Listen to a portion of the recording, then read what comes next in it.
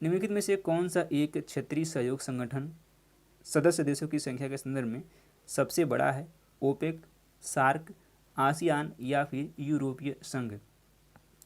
तो क्षेत्रीय सहयोग संगठन सदस्य देशों की संख्या के संदर्भ में यूरोपीय संघ सबसे बड़ा है। यह समुदाय वर्ष 1958 में 6 यूरोपीय सदस्य देशों जैसे कि फ्रांस, पश्चिमी जर्मनी, लग्जमबर्ग, बेल्जियम, हालैंड तथा इटली द्वारा स्थापित किया गया था। उपनिवेशित शासन से 18 देशों ने भी वर्ष 1967 में इस समुदाय की सदस्यता ग्रहण कर ली। तो कौन सा है? वह है यूरोपीय संघ। डी ऑप्शन सही है। निम्नलिखित में से कौन सा जैव विविधता का मुख्य स्थान नहीं है? पूर्वी हिमालय, पूर्वी घाट, भारत म्यांमार या फिर पश्चिमी घाट? कौन सा नहीं है? यह है पूर्वी घाट। बी ऑप्शन बिल्कुल करेक्ट हो जाएगा। सूची 1 को सूची 2 के साथ सुमेल करना है और नीचे दिए गए कूट से सही उत्तर का चयन करना है। आइए देख लेते हैं। एक तरफ दिया है लेखक का नाम और दूसरी साइड दिया है पुस्तक का नाम। स्टीयर्स, ये इनकी पुस्तक क्या है? जियोमॉर्फोलॉजी है। स्टीयर्स की है, सॉरी, वान रिchthofen की है जियोमॉर्फोलॉजी। वान रिchthofen जियोमॉर्फोलॉजी। स्टीयर्स की है द अनस्टेबल अर्थ। स्टीयर्स की क्या है? द अनस्टेबल अर्थ। वुल्डरीज की क्या है? वुल्डरीज की है spirit and purpose of geography. Spirit and purpose of geography. Thornbury का है प्रिंसिपल्स ऑफ जियोमॉर्फोलॉजी। ए का 2, बी का 1। ए का 2, बी का 1। ऑप्शन नंबर बी में दिया गया है, बी करेक्ट हो जाएगा। अगला क्वेश्चन लेते हैं। निम्नलिखित नदियों में से तीस्ता नदी किसकी सहायक नदी है? ब्रह्मपुत्र, गंगा, कोसी या फिर गंडक? तो जो ये 4 नदियाँ दी गई हैं, इनमें से जो तीस्ता नदी सहायक है वह किसकी है?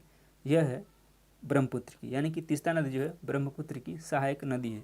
आपको कमेंट बॉक्स में कमेंट करना है कि ब्रह्मपुत्र नदी का उद्गम स्थल कहाँ से होता है। निम्नलिखित में से रेखीय प्रतिरूप के अंतर्गत नहीं पाया जाता है? नदी का किनारा, नदी वेदिका का किनारा, काष्ठ क्षेत्र की नदी का किनारा या फिर गोखुर झील? पूछा गया है किसमें रेखीय प्रतिरूप नहीं पाया जाता है? तो यह है गोखुर झील। डी ऑप्शन करेक्ट है। भारत में जनसंख्या की नकारात्मक वृद्धि में, यानी कि भारत में जनसंख्या की नकारात्मक वृद्धि कब हुई थी? 1921 से 51, 1911 से 21, 1981 से 2001 या फिर 2001 से 2011? तो कब हुई थी? 1911 से 21 के बीच में जनसंख्या में नकारात्मक वृद्धि हुई थी और यह इतिहास में पहली बार था। उसके बाद जनसंख्या हमारे देश की रॉकेट की तरफ बढ़ी है। मानसून की शुरुआत में तमिलनाडु के तटीय इलाकों में वर्षा का कारण क्या है? स्थानीय वायु संचालन, समशीतोष्ण चक्रवात, दक्षिण पश्चिमी मानसून या फिर उत्तर पूर्वी मानसून? पूछा गया है मानसून की शुरुआत में तमिलनाडु के तटीय इलाकों में वर्षा का कारण क्या है? तो क्या कारण है आप जानते हैं? यह जो कारण है उत्तर पूर्वी monsoon. That means D option correct है। यह क्वेश्चन घुमा घुमा के पूछा गया है। यह जूनियर एडेड में भी इस क्वेश्चन को पूछा गया था। कोपेन के वर्गीकरण के अनुसार जम्मू कश्मीर तथा हिमाचल प्रदेश के पर्वतीय क्षेत्रों में जलवायु पाई जाती है AMW, DFE, ET या फिर BWHW? तो कोपेन के अनुसार जो जम्मू कश्मीर का जलवायु है, सॉरी हाँ, जम्मू कश्मीर तथा हिमाचल प्रदेश के पर्वतीय क्षेत्र में जो जलवायु पाई जाती है वो है ET प्रकार की जलवायु। ऑप्शन नंबर सी करेक्ट है। निम्नलिखित में से बागायती कृषि की प्रमुख विशेषता क्या है? एक फसली उत्पादन, भिन्न भिन्न समूहों में विविध फसलों का उत्पादन, बड़े फार्मों पर पशुपालन एवं फसल उत्पादन या फिर डी है फलदार वृक्षों की कृषि? क्या है? यह है एक फसली उत्पादन। ए ऑप्शन सही है। सूची 1 को सूची 2 से सुमेल करना है। एक तरफ दिया गया पठार और दूसरी तरफ दिया गया राज्य। भांडेर जो पठार है वह किस राज्य में है? यह है मध्य प्रदेश में। भांडेर कहाँ पे है? यह है मध्य प्रदेश में। रांची कहाँ पे है? रांची है झारखंड में। और बस्तर कहाँ पे है? बस्तर छत्तीसगढ़ में है। और शिलांग पठार कहाँ पे है? ये मेघालय में है। तो यदि आप इस तरह के क्वेश्चन में 2 कूट को या फिर एक, कभी कभी होता है कि 1 कूट के मिलाने से भी सही हो जाता है, कभी कभी 2 से और कभी कभी 3 से, तो इसमें देखना है कि कौन से कूट को मिलाने से आपका आंसर सही निकल रहा है। ए का 2 यानी कि भांडेर का मध्य प्रदेश, ए का 2 किस में दिया गया है, 2 ऑप्शन में दिया गया है, तो ए और बी तो यूं ही कट गए, बचा है सी और डी में। और बी का क्या है, बी का 3 है, तो बी का 3 है, डी भी कट गया, सी ऑप्शन करेक्ट हो जाएगा। अगला क्वेश्चन लेते हैं और उम्मीद करते हैं कि आपको ये सेशन पसंद आएगा, आप इस सेशन को एंजॉय कर रहे होंगे। चावल की कृषि की जाती है प्रेरी घास भूमियों में, सवाना जलवायु प्रदेश में, लैटेराइट मृदा प्रदेश में, या फिर जलपूरित निम्नवर्ती भागों में। तो चावल की कृषि की जाती है कहाँ पे, यह की जाती है जलपूरित निम्नवर्ती भागों में, डी ऑप्शन सही है। नाथुला दर्रा कहाँ स्थित है, अरुणाचल प्रदेश में, भूटान में, जम्मू कश्मीर में, या फिर सिक्किम में। तो नाथुला दर्रा स्थित है कहाँ पर, यह स्थित है सिक्किम में, डी ऑप्शन करेक्ट है। और आपको कमेंट करना है कि सिक्किम में और कौन सा दर्रा पाया जाता है। फिर से कूट वाला क्वेश्चन है, वैथोलिक ये किस तरह की चट्टान है, तो यह जो है आग्नेय चट्टान है। कांग्लोमेरेट अवसादी चट्टान है। बरखान जो है बालू का स्तूप है। और पिंगो क्या है, परमाफ्रास्ट यानी कि अस्थाई बर्फीला क्षेत्र है। तो वैथोलिक आग्नेय चट्टान, ए का 3 सिर्फ और सिर्फ डी ऑप्शन में दिया गया है, और डी ऑप्शन बिल्कुल करेक्ट हो जाएगा, आप यहाँ देख पाते हैं। सूची 1 को सूची 2 से फिर से मिलाना है और बताना है, एक तरफ दिया है नदियाँ और दूसरी तरफ दिया है उस पर कौन से जलप्रपात हैं। शरावती नदी पे कौन सा जलप्रपात है, तो इस पर है जोंग जलप्रपात। शरावती पे क्या है, जोंग जलप्रपात। सुवर्ण रेखा पर कौन सा प्रपात है, तो इस पर है धुआंधार जलप्रपात। कावेरी नदी पर कौन सा जलप्रपात है, इस पर है शिव समुद्रम। और नर्मदा पर है हुंड्रू जलप्रपात। ए का 3 बी का 2, ए का 3 बी का 2, ऑप्शन नंबर ए का 3 बी का ए का 3 और शरावती पर है जोंग, नर्मदा पर है धुआंधार जलप्रपात, नर्मदा पर है धुआंधार, कुछ मिस्टेक हो गया है। शरावती है किस पे, जोंग जलप्रपात। और स्वर्ण रेखा पर कौन सा है, तो इस पर है हुंड्रू। और कावेरी पर कौन सा जलप्रपात है, तो इस पर है शिव समुद्रम। और नर्मदा पर है धुआंधार। तो ए का 3 बी का 1, ए का 3 बी का 1, सी ऑप्शन में दिया गया है, सी ऑप्शन करेक्ट हो जाएगा। निम्नलिखित में से कौन सा युग्म सम्मिलित नहीं है, एक तरफ दिया राज्य और दूसरी तरफ दिया है वन्यजीव अभ्यारण्य। कर्नाटक में कौन सा अभ्यारण्य है, तो इस पर यहाँ पे बांदीपुर है, एक बिल्कुल करेक्ट है। मध्य प्रदेश में क्या है, तो मध्य प्रदेश में है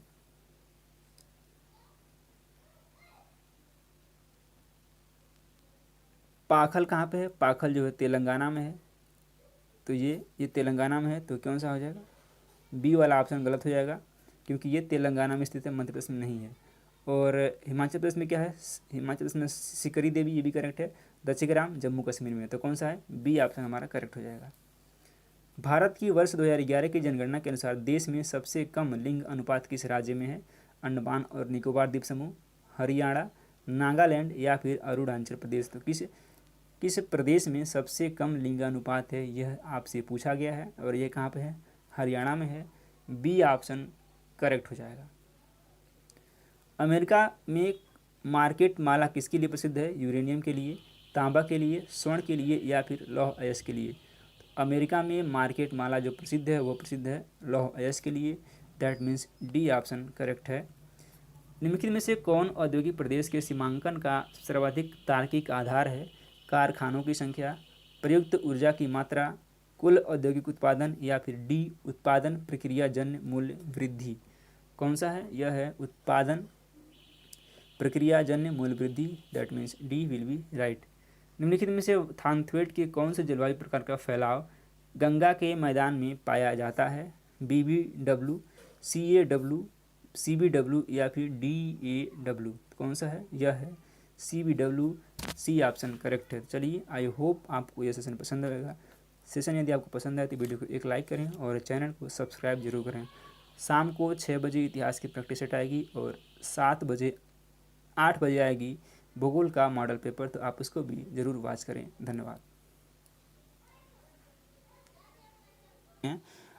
इम्पोर्टेंट क्वेश्चन है, पूर्वी घाट पहाड़ियों की सर्वाधिक ऊंचाई मिलती है, महेंद्रगिरी में, तिरुपति पहाड़ियों में, गोदावरी कृष्णा के मध्य या फिर विशाखापट्टनम तटवर्ती भाग में। तो यह मिलती है विशाखापट्टनम तटवर्ती भाग में। डी ऑप्शन करेक्ट हो जाएगा।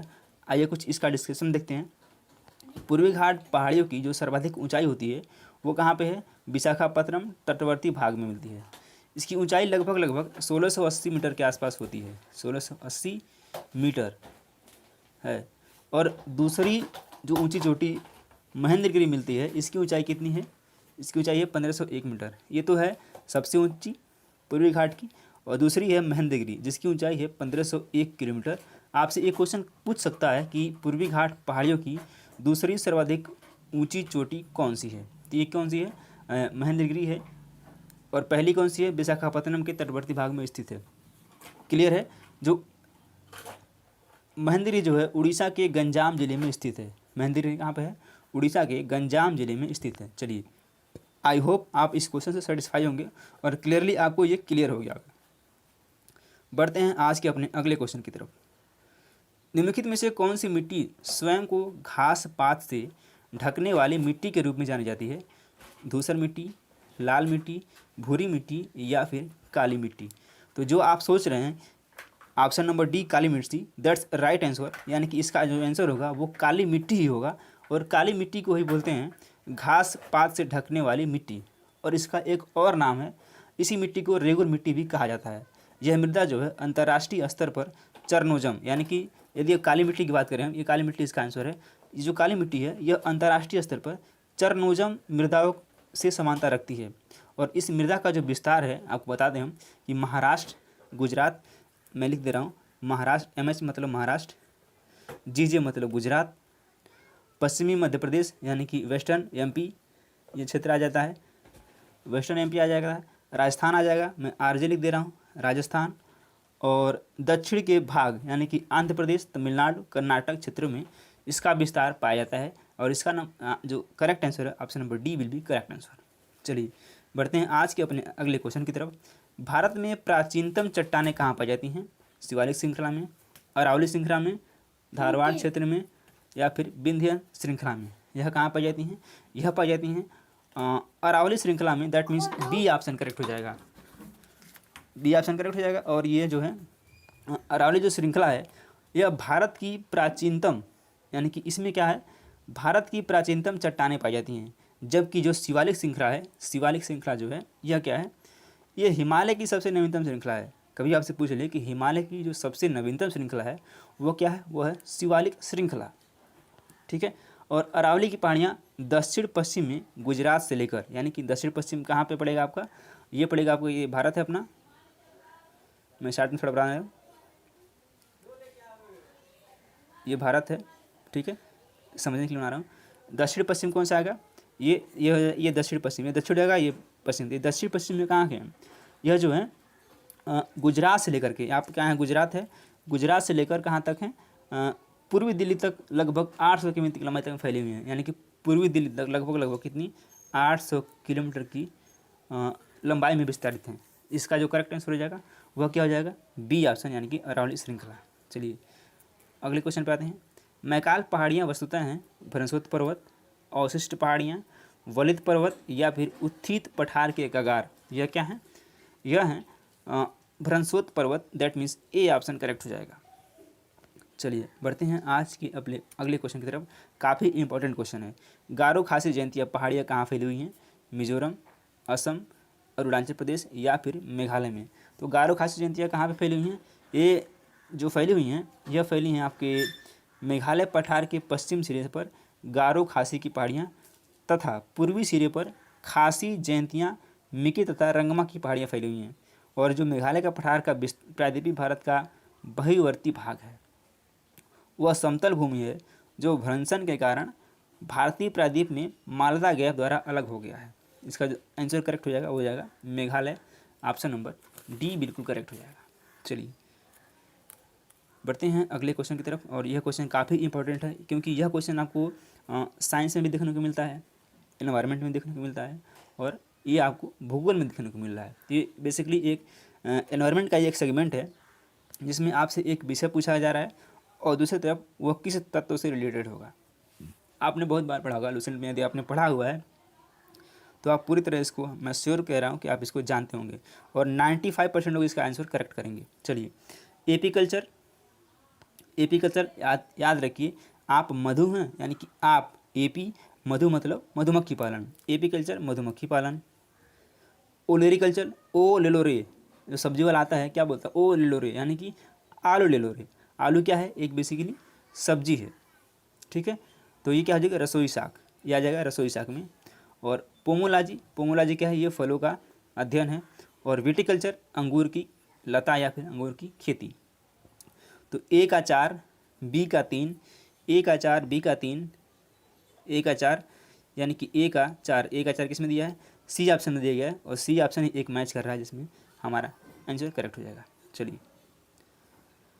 भारत का निम्नलिखित में से कौन सा क्षेत्र सूखा प्रवण है, तीस्तान घाटी, रांची पठार, कोंकण या फिर रायलसीमा। तो कौन सा है यह, रायलसीमा कहाँ पे है, ये है आंध्र प्रदेश में, आंध्र प्रदेश में स्थित प्राचीनतम अपर्दित पठार है।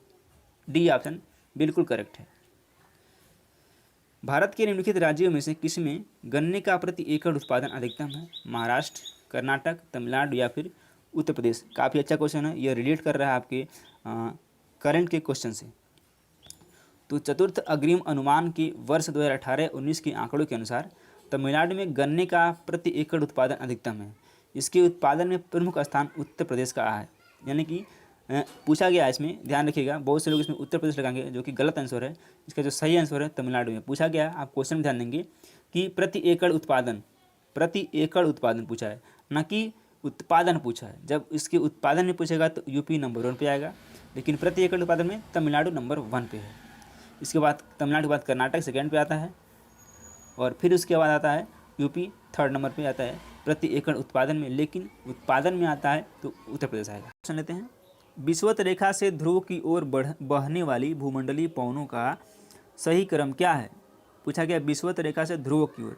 अब ये है, देखिए ये है विषुवत रेखा, अब ध्रुव की ओर बहने वाली जो पवनों है उनका क्रम क्या है, तो उनका जो क्रम हो जाएगा वो हो जाएगा व्यापारिक पछुआ और ध्रुवी, व्यापारिक पछुआ और ध्रुवी पवन, बी ऑप्शन करेक्ट हो जाएगा। याद रखिएगा, व्यापारिक पछुआ और ध्रुवी पवन, बी ऑप्शन करेक्ट है। सुनामी क्या है, ज्वारी तरंगे हैं, तटीय लहरें हैं, भूकंप द्वारा उत्पन्न तरंगे हैं या फिर स्वच्छ जलधारा हैं। तो सुनामी क्या है, सुनामी जो है भूकंप द्वारा उत्पन्न तरंगे हैं, सी ऑप्शन करेक्ट है।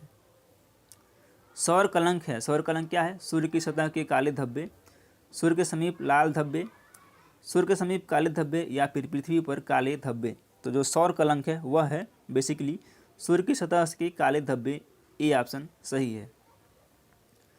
निम्नलिखित में से कौन पवन के अपरदनात्मक कार्य द्वारा निर्मित स्थलाकृति नहीं है, पवनोढ़ मैदान, इंसेल वर्ग, छत्रक शिला या फिर यारडंग। यारडंग क्या है, यह है पवनोढ़ मैदान, ए ऑप्शन सही है। किलिमंजारो पर्वत निम्नलिखित में से किस महाद्वीप में स्थित है, एशिया, यूरोप, अफ्रीका या फिर ऑस्ट्रेलिया। तो किलिमंजारो पर्वत स्थित है अफ्रीका में, सी ऑप्शन बिल्कुल सही है। पाकिस्तान के साथ उभनिष्ठ सीमा वाले भारतीय राज्य या केंद्र शासित प्रदेश कौन से हैं, यानी कि पाकिस्तान के साथ सीमा बनाने वाले राज्य कौन से हैं, यह क्वेश्चन है। कौन से हैं, गुजरात, हिमाचल प्रदेश, एक याद रखिएगा ट्रिक है, पंगुल राज, पंगुल राज, पंगुल राज याद कर लेंगे तो आपका ये काम हो जाएगा। प से पंजाब, गु से गुजरात, ल से लद्दाख, आर से राजस्थान और ज से क्या होगा, जम्मू कश्मीर। कितने हो गए, 5 राज्य हैं। तो पंजाब, गुजरात, लद्दाख, राजस्थान और जम्मू कश्मीर किस में आ रहा है, पंजाब, देखिए गुजरात मिल रहा है, जम्मू कश्मीर है, पंजाब है और राजस्थान है, लद्दाख नहीं दिया गया है, लेकिन सी वाला ऑप्शन करेक्ट हो जाएगा।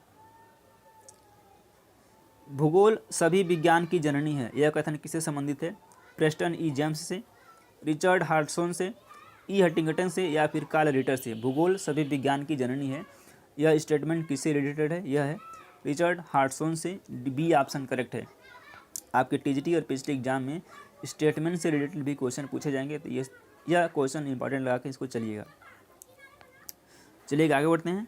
निम्नलिखित में से कौन सा क्षेत्र उत्तर भारत के विशाल मैदान को दक्कन के पठारों और तटीय मैदानों से अलग करता है, मध्य उच्च भूमि, पूर्वी हिमालय, पश्चिमी हिमालय या फिर पश्चिमी शुष्क मैदान?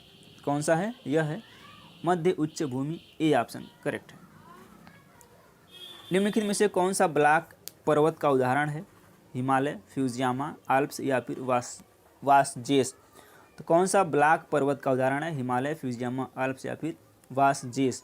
तो यह है वासजेस, डी ऑप्शन बिल्कुल सही है। निम्नलिखित में से कौन स्वच्छंद उद्योग है? कागज, सीमेंट, इलेक्ट्रॉनिक्स, लौह तथा इस्पात? कौन सा स्वच्छंद उद्योग का उदाहरण है? कागज, सीमेंट, इलेक्ट्रॉनिक्स तथा लौह इस्पात? यह है इलेक्ट्रॉनिक्स क्या है? स्वच्छंद उद्योग का उदाहरण है, सी ऑप्शन करेक्ट है। निम्नलिखित युग्मों में से कौन सा सम्मिलित नहीं है? Taylor नियतिवाद, BLAS संभववाद, ब्रूंस संभववाद, स्पेट प्रसंभाव्यतावाद? तो कौन सा रिलेटेड है और कौन सा रिलेटेड नहीं है? पूछा गया कौन सा संबंधित नहीं है। ये उनकी संकल्पना है और यह भूगोलवेत्ता है। तो जो करेक्ट नहीं है वो है टेलर नवनीतिवाद। नवनीतिवाद किसकी है ये आप कमेंट बॉक्स में कमेंट करके बताएंगे। ब्रिटिश कपास वस्त्र उद्योग मुख्य रूप से कहाँ केंद्रित है? लंकाशायर, लिवरपूल, लंदन या फिर बर्मिंघम? तो ब्रिटिश वस्त्र उद्योग केंद्रित है लंकाशायर में,